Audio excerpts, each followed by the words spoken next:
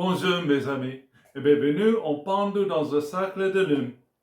Hello friends, if this is your first time here, welcome. Thank you for coming. I'm pleased to meet you. If you've been here before, thank you for returning. I'm truly honored.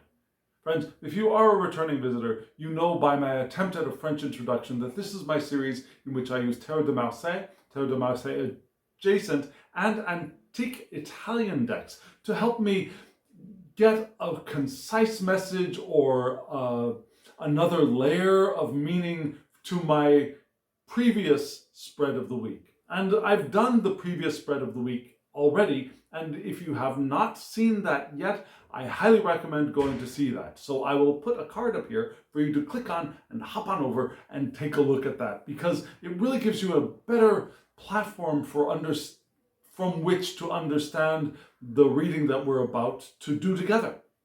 Yeah, and just in case you have seen that, and you know that you don't have to watch my videos in one chunk, right? You can space it out. You can watch it in bits. Go back and continue later. Go back and continue a little bit later. Go back and continue the next day. It's all up to you. But just in case you have seen it and you want a little bit of a refresher course, the title for the video was Nourish the Seed with Love.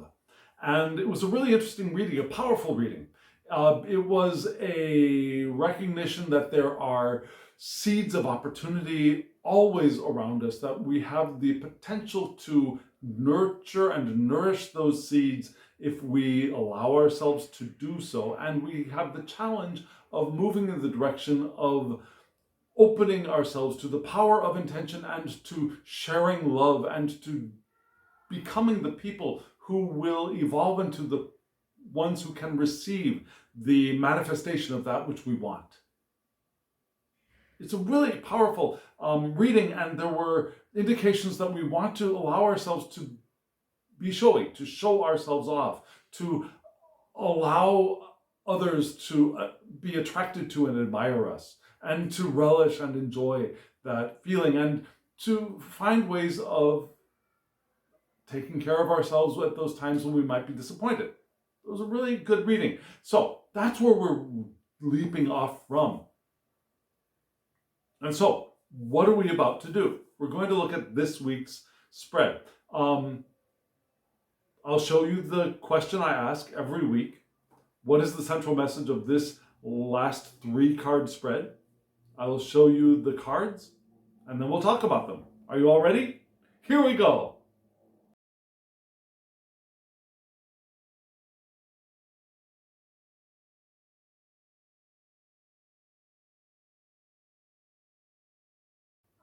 What did you think of those cards? What did you think of the spread? You saw there were 3 cards from a tarot deck, right? That is from the C.S. Chanson, Cercle de Marseille, from 1672, I believe. My copy was made by Sullivan Hissman, and I think there might still be copies available, and I'll put a link to their online shop in the description box below. The decks that they sell are a little bit pricey, but they're worth it because the cardstock is wonderful. They're good, touched up facsimiles, and they do excellent work. Shout out to Sullivan Hissman. And then you saw that there were 3 cards below the tarot cards from the Cercle de Lune. I also highly recommend that deck. And I think that deck, if you ever decide to pair up an Oracle deck with the Cercle de Marseille, I think this deck is perfection. The artwork is in a very similar style. We get a little bit of astrology with the tarot, with the Cercle de Lune. There are 50 some odd cards, so and with good diversity. It's a very good deck. So again, there will be links in the description box below. So what we're going to do is we're going to take a look at these 2 sections of the spread separately, and we'll do the reading. So first, I'll show you the 3 cards on the top from the tarot deck, and let's talk about them. Are you ready? Here they are.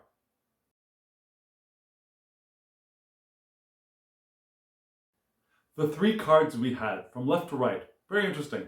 The 9 of coins, the King of Wands, and then the Eight of Coins. Descending order, right? These are the deck I was talking about, the CS Chanson from 1672. This is what the backs look like from Sullivan Hisman. You can see that the corners are a little bit sharp, but the cards are a little bit stiff. I haven't used it that much, frankly, so they're still stiff, but they shuffle okay. But they're also going to be durable. I can feel that already. I can already feel that. Yeah, so those three cards. Now, we had them in this order, and you can see that the king is looking this way. So this is the direction I'm going to be reading these cards in, right? I use line of gaze for deciding direction of reading when I use Tarot de Marseille adjacent, and Antique Italian decks to do my readings. So we're starting off with the Nine of Coins. The nines in Tarot de Marseille are always a little bit challenging for me, frankly, because nines can be challenging numbers. Yeah, they can be the last step of exhaustion before the fulfillment of the tens. They can be the breakdown before the fulfillment of the tens, or they could be joyful pre-culminative bursts of, like, for example, the Nine of Cups. A lot of people call that the wish card. But it could also be a card of loneliness and breakup. Yeah? So, nines are, like I said, nines are challenging. This not redrawing, but this cleaned up facsimile is very nicely done. Now you see the 9 coins. You see the central coin there is separated by the decorative elements, let's just say. I keep wanting to say floral, and there's some flowers there, but vegetative elements, decorative elements. So the 9 of coins for me can be many things. It can be relocation, but I don't think that's what we're pointing towards. It could be closing or selling a business. I don't think that's what we're looking at either. It can be a period of rest to build up our motivation for that final burst to get to the 10. It could be having everything that we need to begin a new life, but we're not there yet. Yeah. It could be a financial transformation that leads to a new project. Yeah, it's the thing that's getting us ready for the next thing, right? Leading to a new construction, a new project, a new work. It could be like this one coin finds its spot within the large group. It could be carving out a niche within an existing system as well. There can be some ambition, some endurance called for, and independent thinking, which can lead to long-term fruits, long-term results, but not there yet, right? It's the preparation for that we're looking at here. Or carving out a space, or closing up the past and getting ready, being ready to be ready for the future. So these are things that are on the king's mind as the king looks in the direction of the 8 of coins. Yeah, the king is at the place where perhaps a past thing is getting closed up, closing up shop, but not necessarily a shop. Yeah, the past being closed up, having what we need to to be ready for the next thing, to transform into the being of the next leg of our journey, the being who will take the next step on the next leg of the journey, if that makes sense. It could be that this king has found a new spot for him, her, or themselves within an environment that they are interacting with. Yeah? So there are all these possibilities, and those possibilities, all being possibilities, echo nicely the main answer from last from the previous reading of the week, the Thoth reading that I did. This card echoes the Ace of Discs from that reading. And you might be thinking, Ace of Discs and this card, how can the 9 and the 1 be echoing of each other? Well, they're both in the same suit. They are both in the coins disc suit. They are both material, work, and resources. And this there can be the potential of this new thing being born within the center. And that new thing being born could be us as kings of wands, but it could also be the new work, the new project, the new construction being ready to be born within the environment that it's being born in. Yeah? So the next card is the King of Wands. And I think this is who we are. And we're moving from that place into the next place. And remember, we are all kings, we're all queens, we are all pages, we're all knights.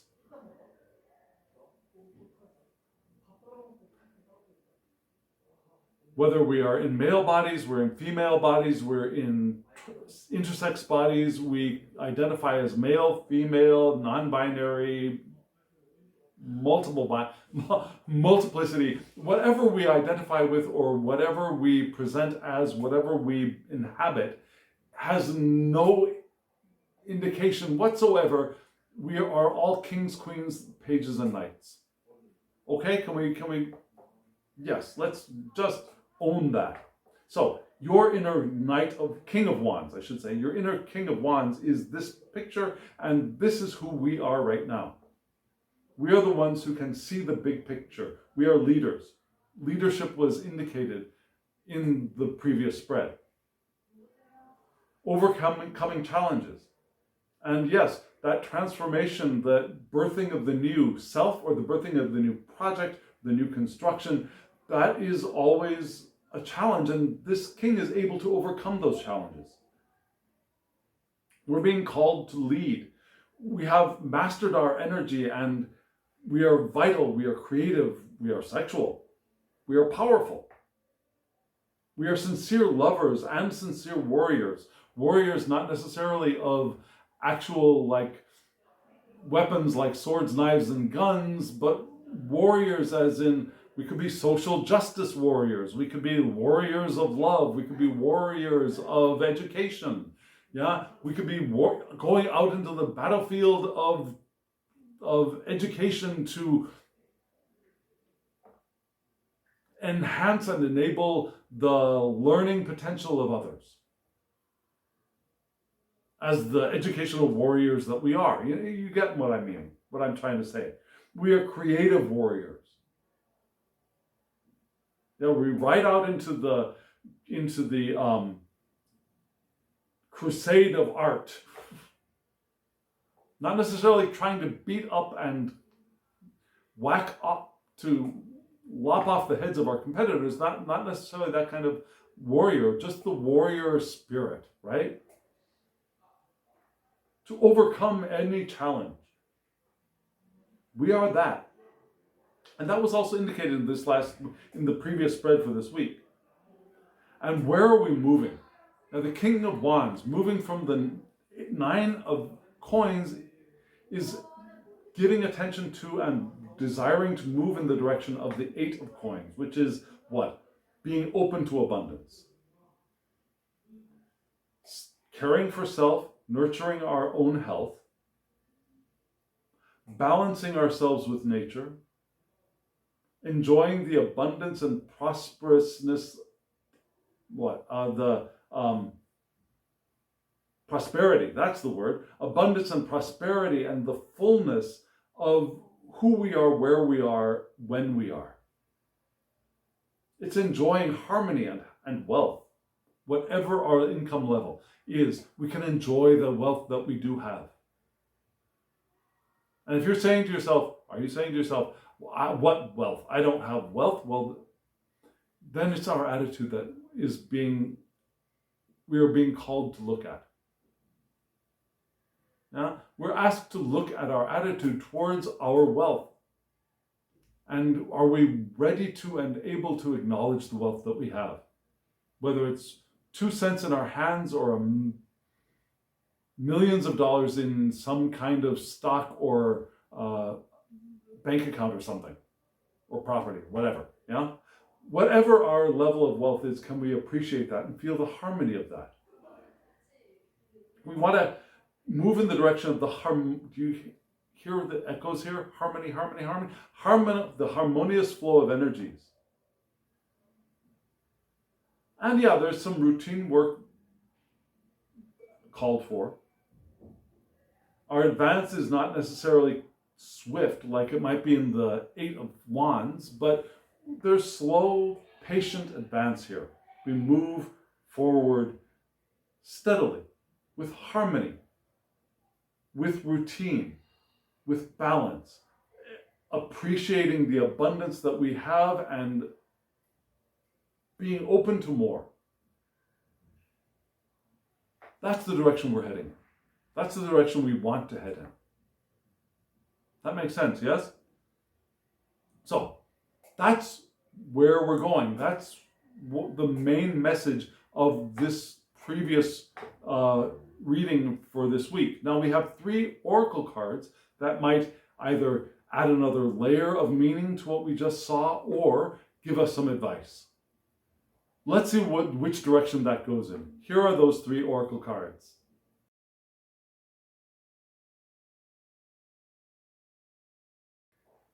What do you think of these 3 cards? Do they seem like happy cards or unhappy cards to you? What do you see? The first glance at these cards, I thought, yeah, I don't know. This doesn't look like the happiest bunch of cards from the pack. But let's see what we got here. Yeah, the first card was the scroll. We had the scroll, the 2 swords, and the mother hen.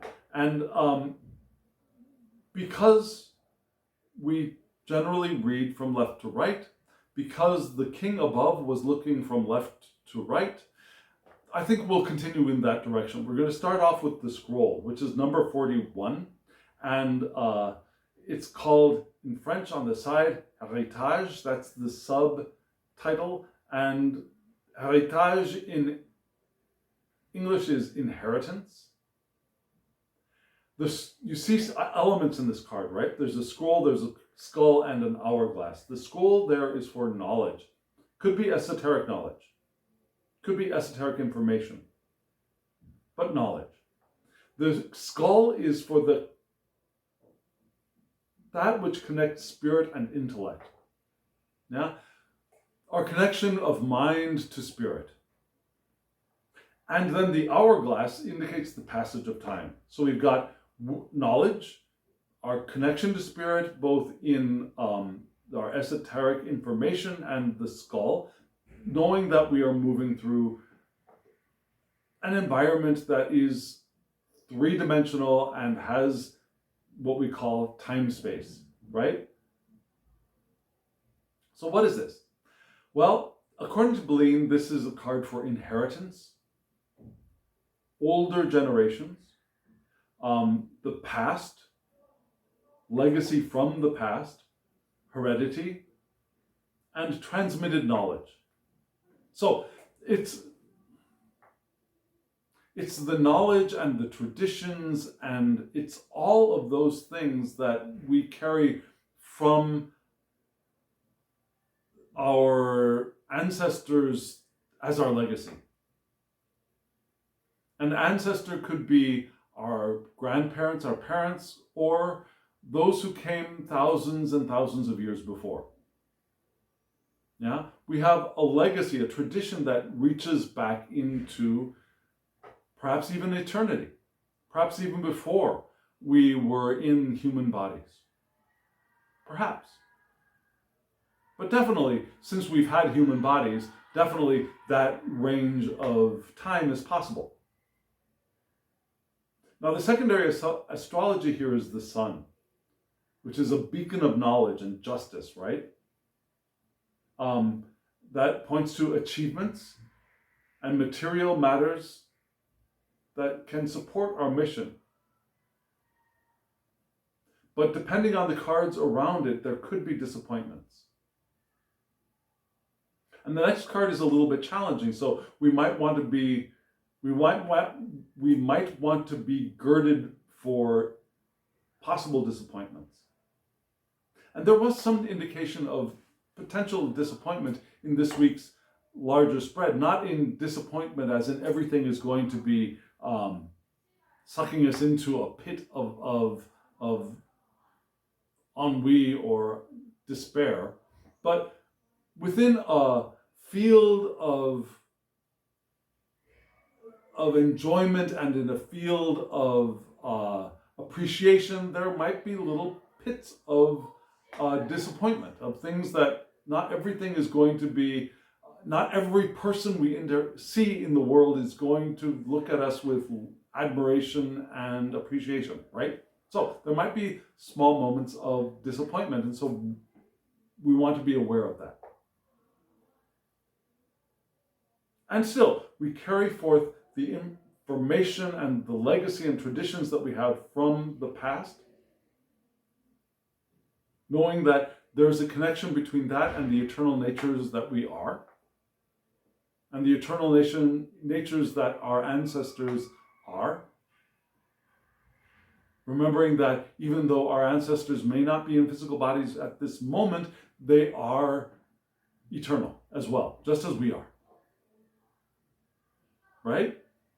The next card is interesting. The next card is the Two Swords. And what do we have here? We've got Mars. I didn't mention, the major planet for the scroll was Jupiter, a beneficent planet. The next major astrological sign is Mars, a non-beneficent planet. Yeah? But here we have two swords, which indicate, the side title is Proces, which means trial. And we can think of the two swords of the Two of Swords card in Pamela Coleman Smith's deck. You recall that image? The blindfolded woman sitting in front of a sea with two swords held this way. We can think of it a little bit like swords of justice, swords of decision. Think a little bit of the Justice card as that card carrying the scent of the Justice card because of that blindfolded figure and the two swords in balance. Even though the goddess of justice has not always been blindfolded, still, it's a modern image for justice, right? So a little bit of that Justice card echoes here for me as we hear the words that the swords are the power of destruction or justice and peace. So there are two possibilities here, destruction or justice and peace. And that two-ness calls for balance. Belin says we need to find compromise or overcome an adversary. Adversary. That's the way we pronounce things in English, an adversary. Yeah? So we want balance? Yes. We might need to compromise? Yes. Or we might need to overcome somebody who is against us, or some obstacle that's against us. The secondary astrology here is Jupiter, though. Yeah? So that the Jupiter here does soften that sense of disappointment from this card. Remembering that our material means to our mission are available and our achievements are available. The disappointments might not be as disappointing or as many.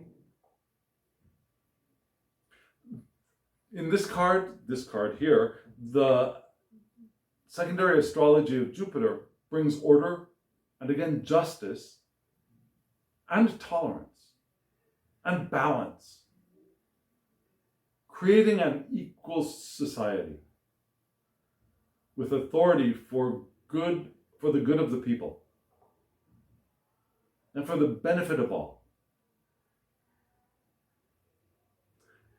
And This card also suggests that surrounding cards will show us how to resolve an issue. So whatever issues we might be facing can be resolved by the balance of this and this, right? Which are the two flanking cards. Also very interesting.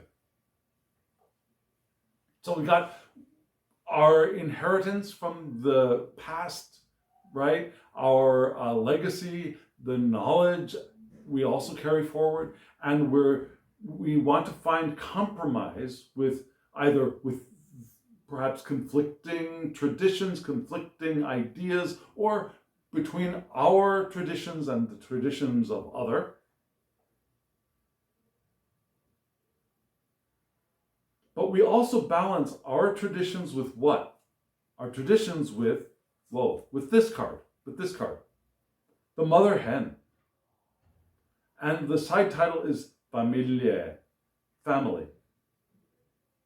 And you see a hen here with her chicks, and that is the conduit to the soul.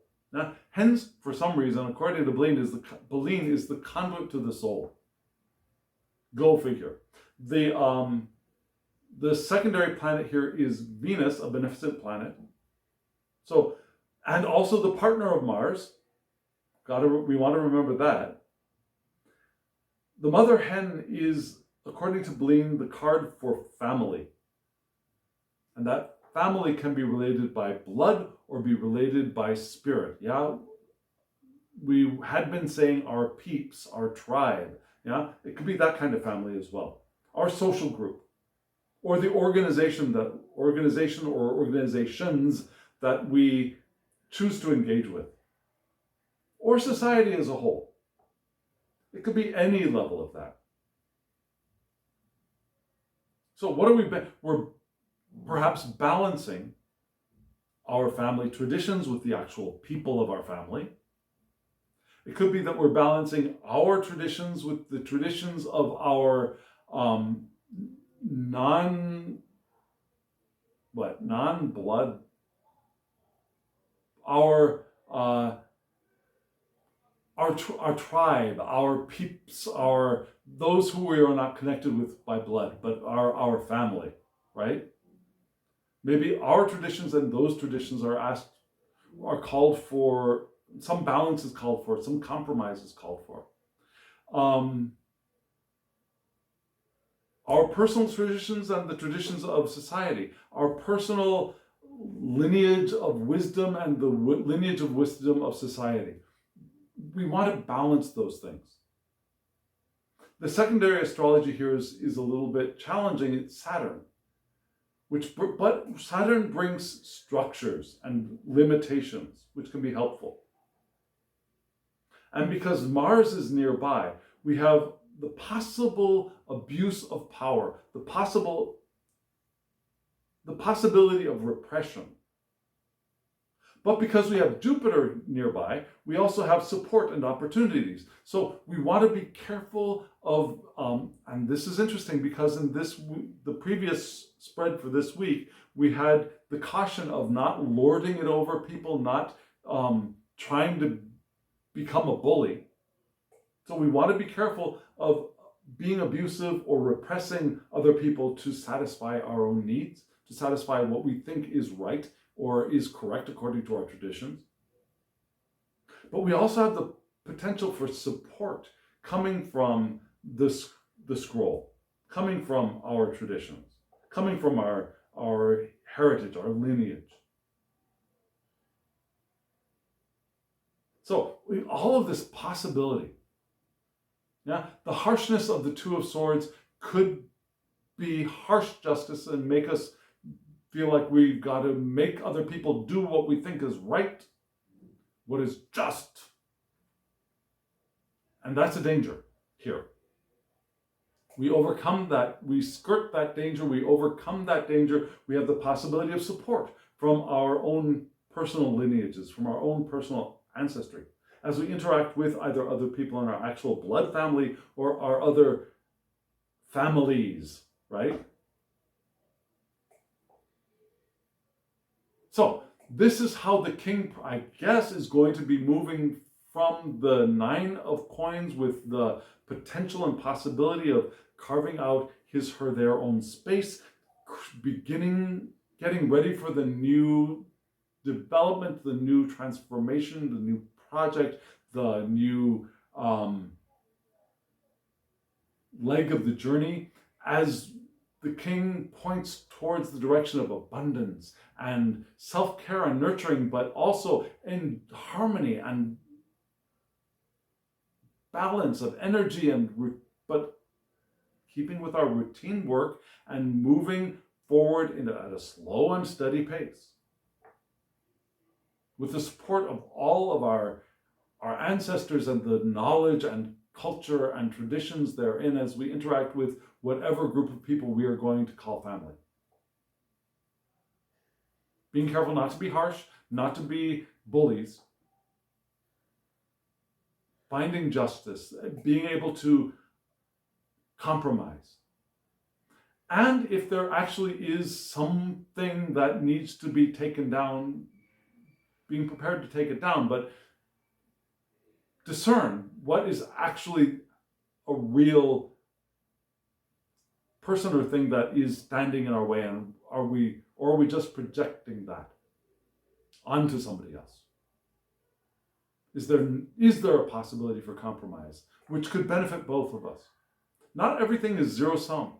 In fact, very little has to be zero sum if we allow ourselves to move beyond that zero sum game of I win, therefore you lose, or you win, therefore I have to lose. Right? So friends, there we are. That's the end of the reading. Does that make sense? I hope it does. If it does not make sense, let me know in the comments below. Let's work it out together. If you want a reading from me, my email address is below. Shoot me an email to thehangedmaninthemoon@gmail.com. We'll get you a reading. Or let me know in the comments below. I want a reading. We'll connect up somewhere else. If you want the decks again, the links are in the description box below. And thank you. Thank you for joining me on this journey. Thank you for hitting the thumbs up button and subscribing. That helps other people find the channel. And now, as always, I wish you love, joy, well-being, and pure awareness. Thank you.